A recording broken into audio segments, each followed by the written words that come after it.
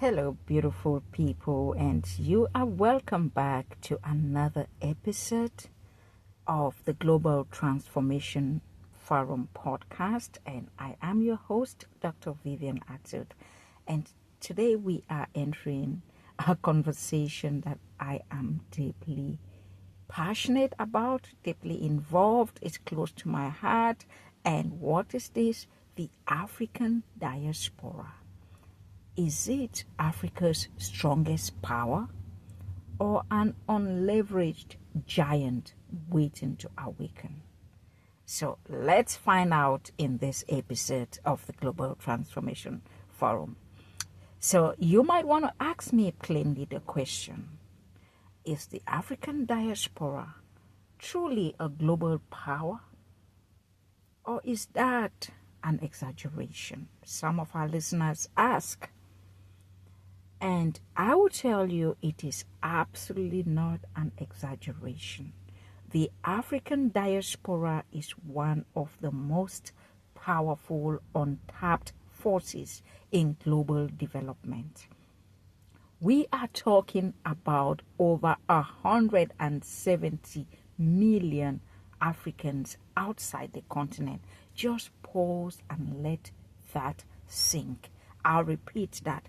Over 170 million Africans living outside the African continent, forming the global African diaspora.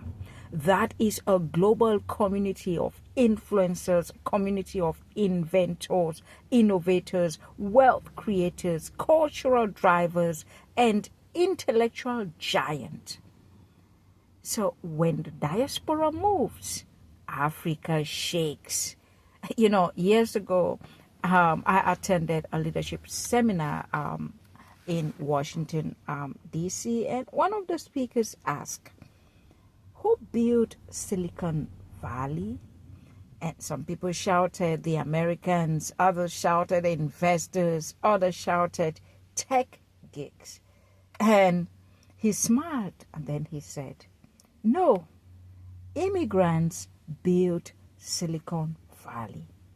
That hit me really, really hard because sitting next to me were two young African engineers working in global giants like Amazon and Google. And these are men whose inventions, innovations have touched millions.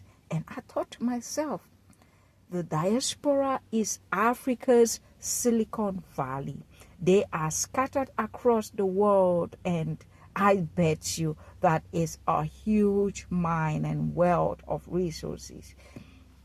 So the question is, you might want to ask me, what exactly makes the diaspora powerful? What exactly makes the African diaspora powerful? And I am going to tell you right now about three things. Number one, the African diaspora remittance. Depending on which figures you are looking at, it's something over 53 billion US dollar annually. More than foreign aid to the African continent. This is more than many national budgets in Africa. Just pause and let that sink. So we're talking about doctors, scientists, professors, tech engineers, researchers, and all kinds of entrepreneurs that are shaping global systems, all from African origin. So whether you're looking at music, at fashion, at literature, at entertainment, look at Afrobeats, look at Black Panther, look at global cuisine. The diaspora is redefining Africa's narrative from the outside in. So when you listen to all this, you might ask me, but Dr. Vivian, if the diaspora is that powerful, why isn't Africa fully leveraging it? And I'll tell you, because the partnership has not been intentionally designed. All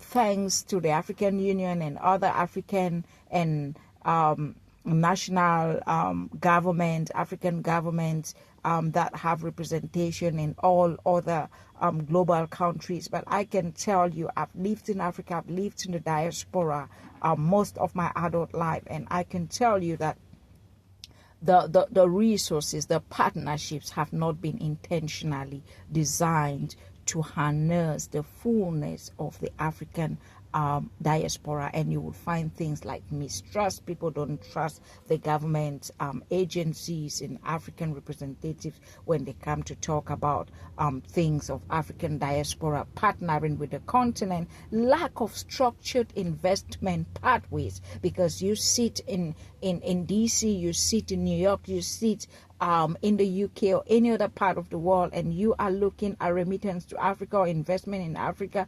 There are no specific African diaspora vehicles that are so clear. So you think about bureaucracy, I mean, all of these bottlenecks that hinders people's ability to invest back in the continent. Things like poor service delivery back home, even when you go to start the initiatives and they get stalled because of service delivery. Things like limited dual citizenship opportunities, because people lose their African citizenships because they gained a citizenship in the diaspora as they have raised their family there and staying there and making it their second home. But then they lose their home citizenship, and they want to go home. They have to apply for visas and all these kind of things that limit the collaboration between the diaspora and their home country. I mean, look at things like policy inconsistencies that affect the diaspora's ability to invest back home.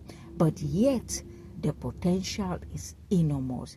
If Africa built a clear bridge to its diaspora, we could see things like diaspora-led industrial zones. We could see diaspora venture capital. We could see skill transfer pipelines. We could see diaspora technology hubs on the continent. We could see global advocacy networks on behalf of the African diaspora. I mean, I met a woman in the US who had worked as a nurse for 30 years.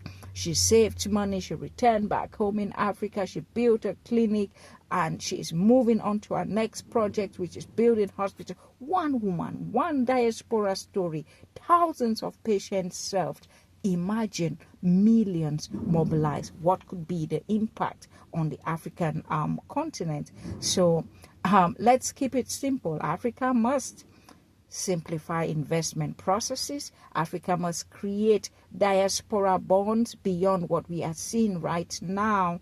Africa must introduce tax incentives to incentivize its diaspora to invest back home. As Africa must move on to building diaspora-backed manufacturing, expand dual citizenship in countries where dual citizenship doesn't exist at the moment, implement diaspora parliaments to let Africans in the diaspora discuss issues of importance to the continent and be able to create an impact, whether policy, legislative impact on what is happening. So when the diaspora rises, Africa rises. So in closing, you're listening today, whether you live in Lagos, whether you live in London, whether you live in Accra, whether you live in Yaoundé, whether you live in Atlanta, whether you live in Nairobi, whether you live in New York, you are part of Africa's global power.